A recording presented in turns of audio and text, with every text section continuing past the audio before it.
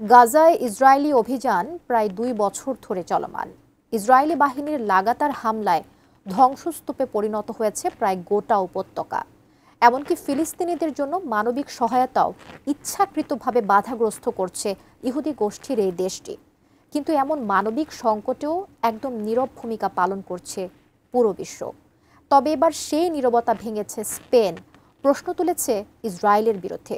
বিস্তারিত শিহাব ইসলামের ডেস্ক রিপোর্টে।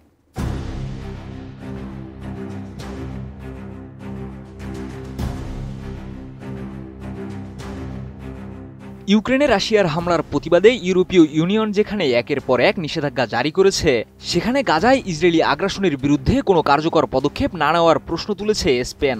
বিষয়টি নিয়ে সরব হয়েছেন দেশটির প্রধানমন্ত্রী পেড্রো স্যানচেস। ইউক্রেন সংকটে রাশিয়ার বিরুদ্ধে ইতিমধ্যে 18টি নিষেধাজ্ঞামূলক প্যাকেজ ঘোষণা করেছে ইউরোপীয় ইউনিয়ন। কিন্তু গাজায় হাজারো মানুষের প্রাণহানি, মানবিক সহায়তা বাধাগ্রস্ত হওয়া এবং সাধারণ মানুষের উপর ব্যাপক হামলার পরও ইসরায়েলের বিরুদ্ধে তেমন কোনো ব্যবস্থা না নেওয়ায় এই বৈষম্য নিয়ে প্রশ্ন তুলেছে স্পেনের প্রধানমন্ত্রী। সম্প্রতি ইউরোপীয় ইউনিয়নের নেতাদের হাতে একটি গোপন রিপোর্ট এসেছে, যা প্রকাশ্যে না আসলেও জার্মান গণমাধ্যম ডয়েচ ভেলের হাতে পৌঁছেছে।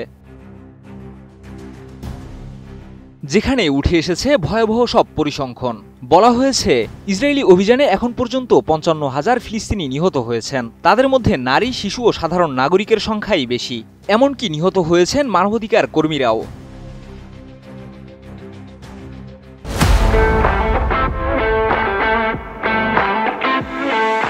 রিপোর্টে আরও বলা হয়েছে, ইসরায়েল ইচ্ছাকৃতভাবে গাজায় খাবার, পানি ও ওষুধ ঢুকতে বাধা দিয়েছে। এতে সাধারণ মানুষের জীবন চরম অসহনীয় হয়ে পড়েছে। এ সমস্ত ঘটনাকে স্পষ্ট মানবাধিকার লঙ্ঘন এবং যুদ্ধ অপরাধের সমতুল্য বলে আখ্যা দেওয়া হয়েছে। এই প্রতিবেদন সামনে আসার পর স্পেনের প্রধানমন্ত্রী পেড্রো স্যানচেস দাবি করেন, গাজায় যা ঘটেছে তা এক কথায় যুদ্ধ অপরাধের বিপর্যয়কর উদাহরণ। তিনি বলেন, ইসরায়েলের সঙ্গে ইউরোপীয় ইউনিয়নের বাণিজ্য চুক্তি বাতিল করে কঠোর নিষেধাজ্ঞা আরোপ করা উচিত। আয়ারল্যান্ড ইতিমধ্যে স্পেনের এই অবস্থানকে সমর্থন জানালেও ইইউ এর বেশিরভাগ দেশ এখনও এ বিষয়ে নীরব।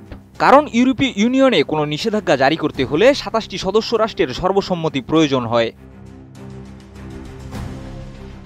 এদিকে জার্মানি, হাঙ্গেরি, বুলগেরিয়া ও অস্ট্রিয়া এখনও ইসরায়েলের ঘনিষ্ঠ মিত্র হিসেবে রয়েছে। এছাড়া জার্মান চ্যান্সেলর ফ্রিডরিখ মের্জ জানিয়েছেন, স্পেনের এই দাবি জার্মান সরকারের পক্ষে মেনে নেওয়া অসম্ভব।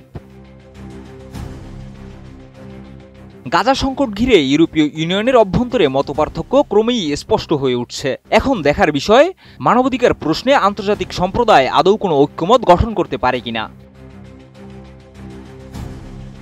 শিহাব ইসলাম, এটিএন নিউজ।